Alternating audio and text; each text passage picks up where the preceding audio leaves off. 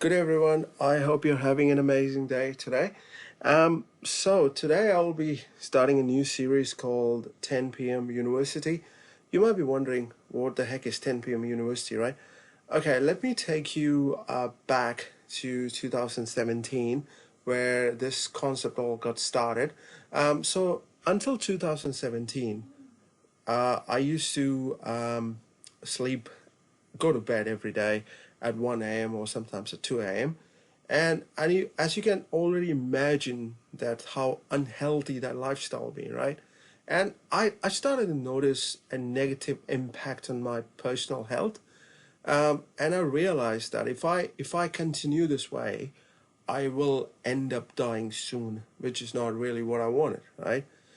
So I decided to make a transition, and as a matter of fact, as a part of transition, I decided to go to bed at 11 p.m., which is great. And but then I realized I am missing something else in my life. That is, I've been working really hard, and I've been having a busy day. I used to work out. I still do. I'm a big believer of physical activity. That being said, I've been struggling to find a time to read stuff and to motivate myself and to acquire different knowledge, right, about different stuff.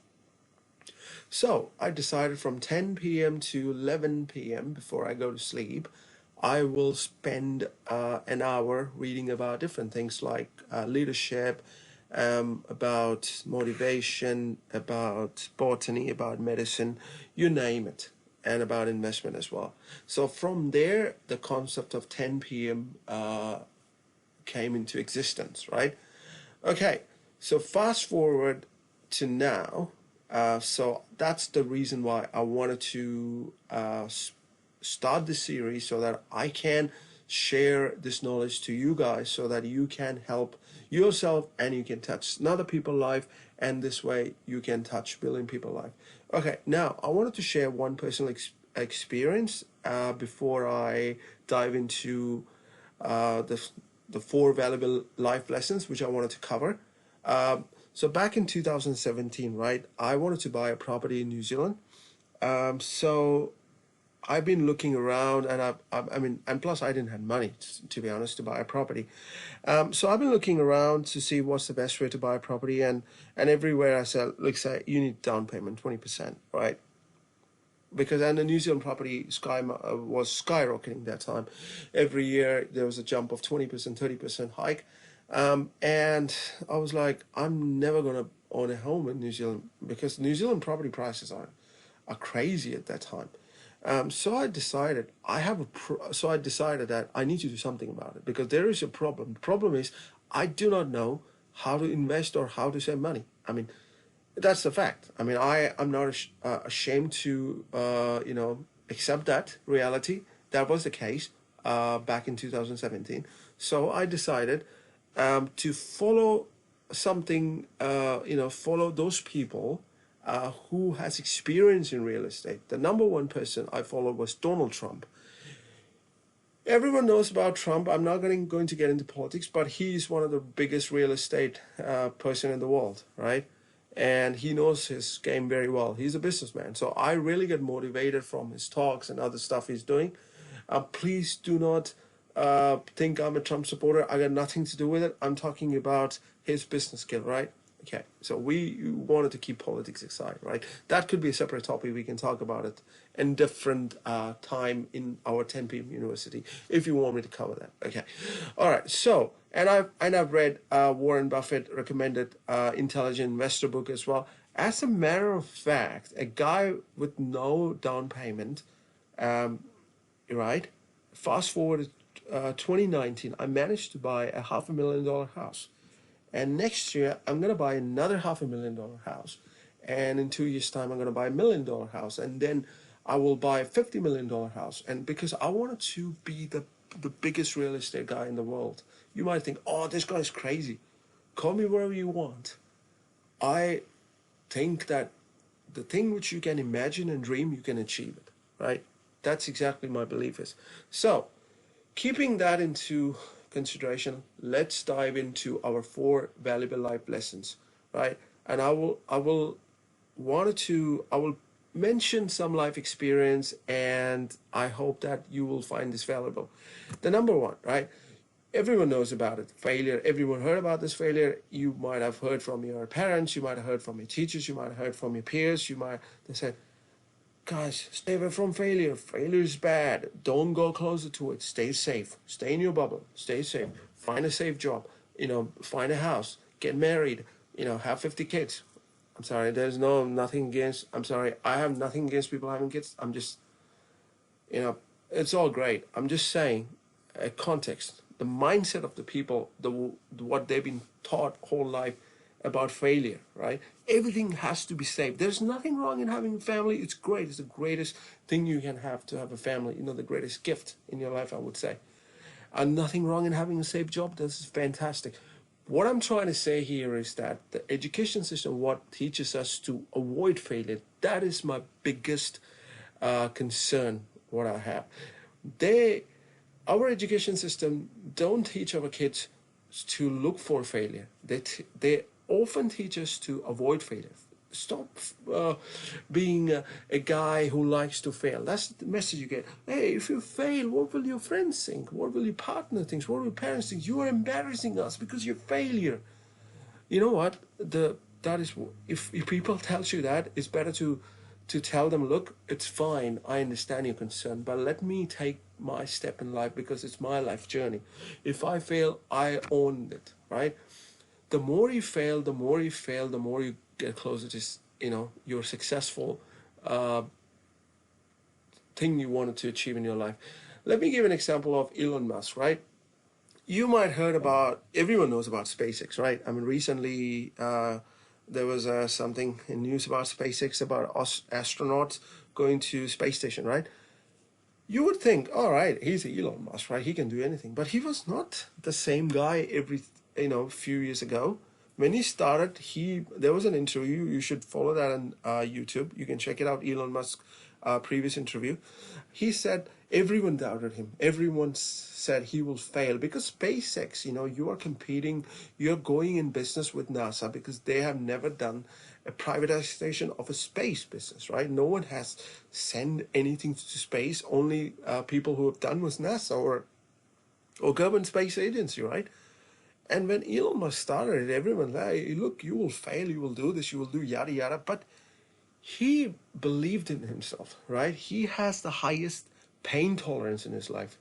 The top 1% people who you meet in your life, Elon Musk, Warren Buffett, Jeff from Amazon, Bill Gates, they have highest pain tolerance because they know they will fail. They will, get up and keep doing again. They will fail again. They will get up and keep doing again.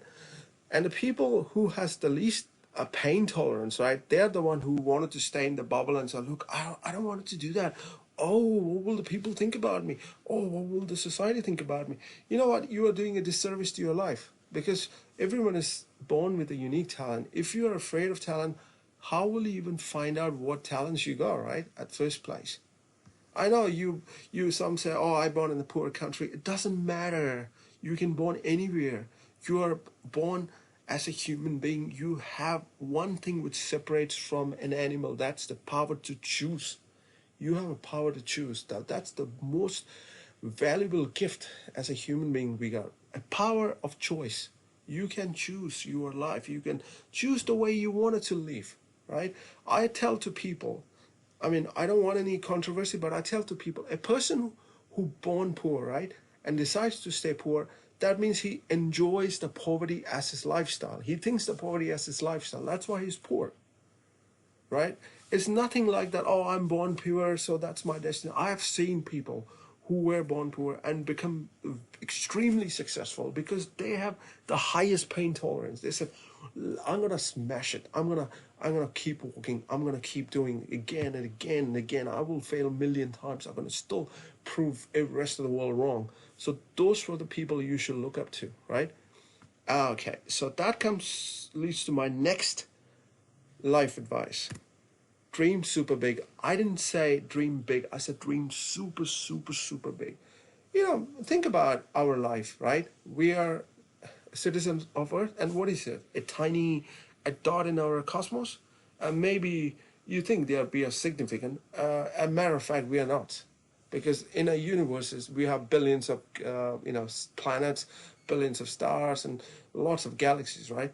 And if universes can give you so much of option to to dream big, why are you limiting yourself from not from not dreaming big? Why you think that you can't do this?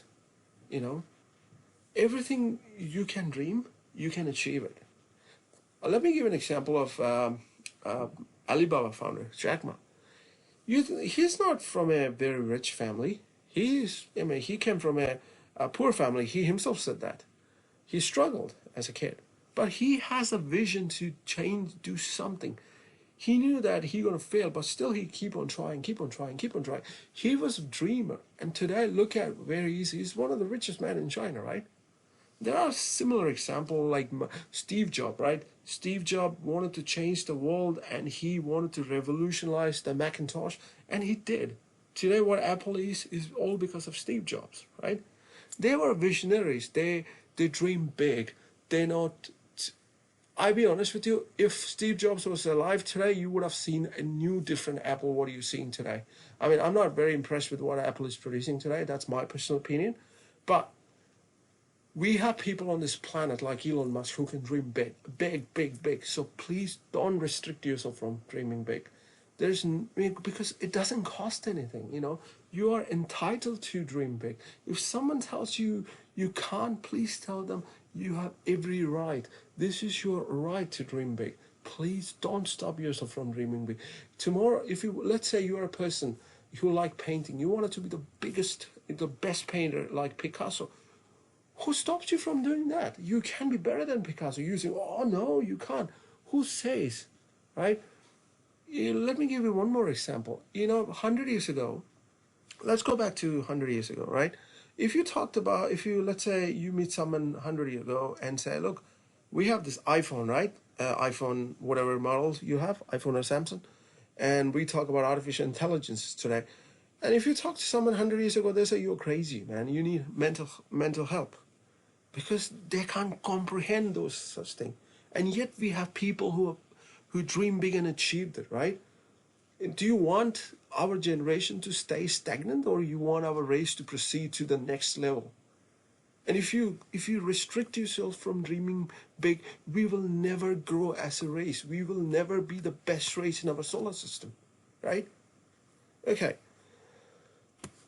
Next, and the most valuable point, I just wanted to put it across, that is value constructive criticism. Let's say you run a company, right?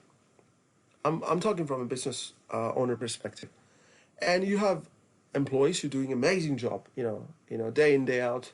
They love your company. They love to work with you. One day, your best talented employee comes to you and says, look, I don't think so. We are doing great. This thing sucks. That thing sucks. This thing sucks.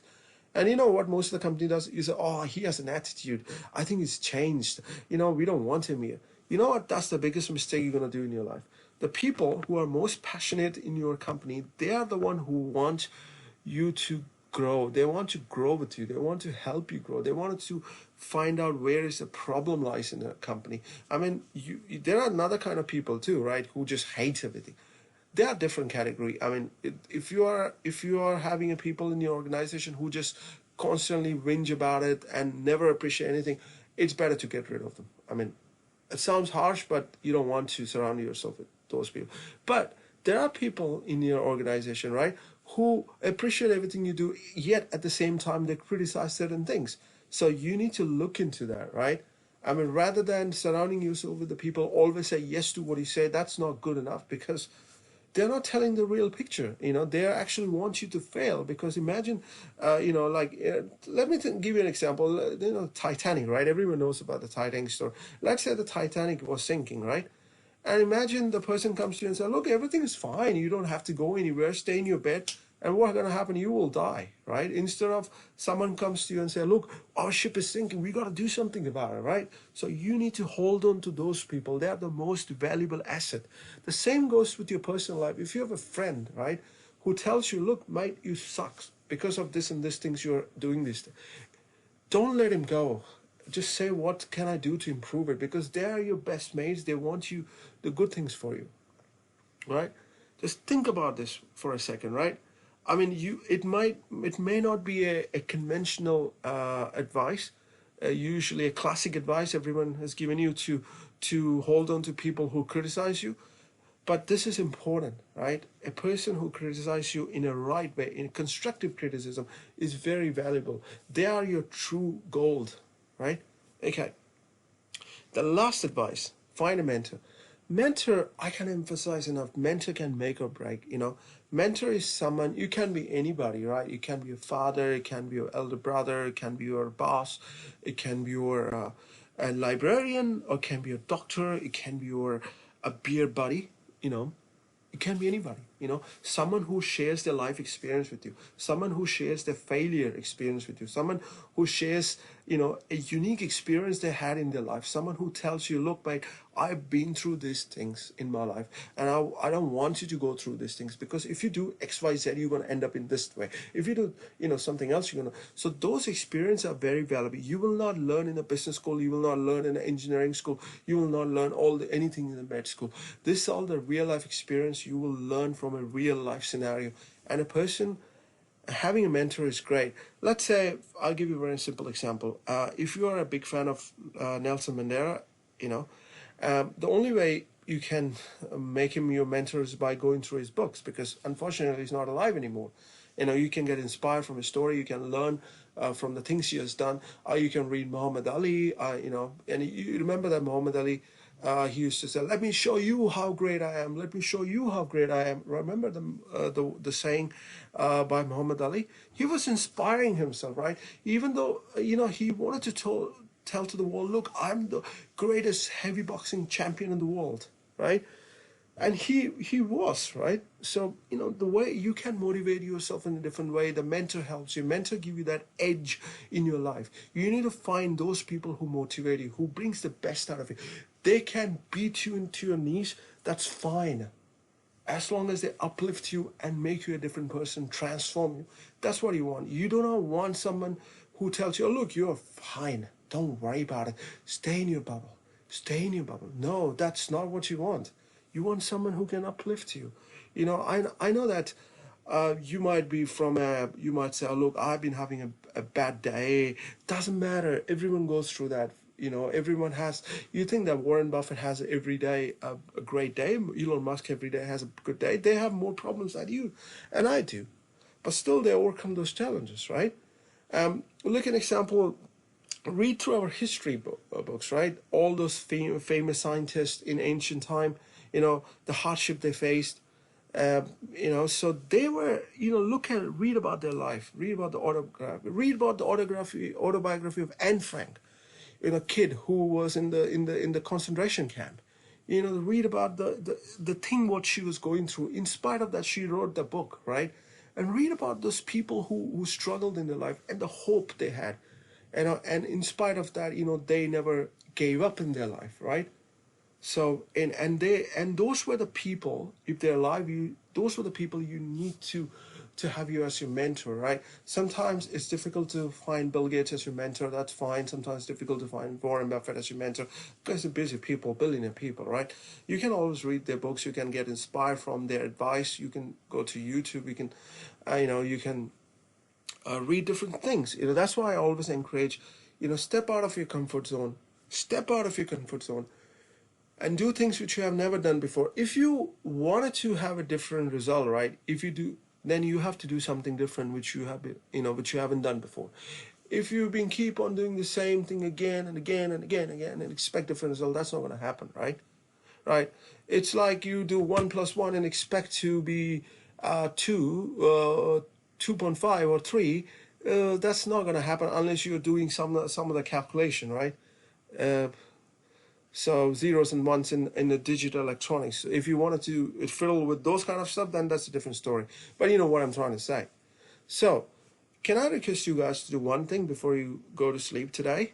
Can you say 10 times, I'm awesome, I'm awesome, I am awesome, I am awesome, I am awesome, I am awesome, I am awesome, I am awesome, I am awesome, I am an awesome person. 10 times every single day before you go to sleep. Trust me, guys, after 90 days, you will feel a difference in your life. And when you wake up in the morning, right, please tell to yourself, I have all it takes to change the world. And I will not let an external force to push me out of my path in life. I will do whatever it takes to reach to my goal, whatever it takes to achieve my dream, whatever it takes to make this world a better place, whatever it takes to do everything I can, whatever it takes, no matter whatever it takes, whatever it takes, whatever it takes. I can fail a million times, doesn't matter. I will do whatever it takes. I don't care if someone push me down, beat me to my knees, whatever it takes. I will wake up and keep walking. Wake up and keep walking. Every single time, life give you an opportunity, please don't waste it. Your life is a gift. It's a precious gift. Value it to the core. So I hope you find this lesson valuable, and I shared with you what I've learned. So next time we're gonna talk about different topic. If you guys find this session valuable, I would please encourage you to subscribe so I can bring on more and more content. I know sometimes it can sound dry. My apologies if I offended you in any ways. That was not my intention. My intention is to uplift you guys, and so that you guys can have an amazing life. And when you guys can have an amazing life, you can touch someone else's life, and that person will touch someone else. And this way, we will transform the billions of people's life, right? Isn't it wonderful, right? Please join with me to change billion people's life.